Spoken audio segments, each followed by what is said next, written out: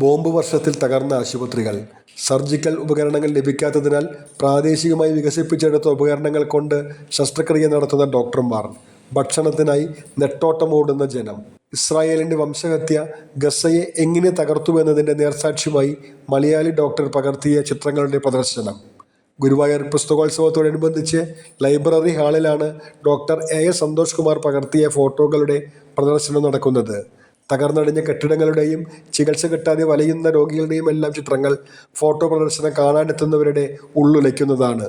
Gaza യുദ്ധഭൂമിയിൽ ഐക്യരാഷ്ട്രസഭയുടെ emergency medical ടീമിന് നേതൃത്വം നൽകിയ വേളയിലാണ് ഡോക്ടർ സന്തോഷ് കുമാർ ഈ ചിത്രങ്ങൾ പകർത്തിയത്. ഉക്രൈനിലെ യുദ്ധഭൂമിയിൽ നിന്നാണ് ഡോക്ടർ സന്തോഷ് 2023 നവംബറിൽ ആദ്യം ഗസയിലെത്തിയത്. തുടർന്ന് 2 കാലയളവുകൾ കൂടി അദ്ദേഹം അവിടെ UN എമർജൻസി മെഡിക്കൽ ടീമിന്റെ ഭാഗമായി. 200-ലധികം ദിവസം യുദ്ധമുഖത്ത് ചികിത്സാ രംഗത്ത് സജീവമായിരുന്നു. ഈ സമയത്ത് മൊബൈൽ ഫോണിൽ പകർത്തിയ ചിത്രങ്ങൾ ചിലതാണ് പ്രദർശനത്തിലുള്ളത്. മാർച്ച് 9 പ്രദർശനം സമാപിക്കും.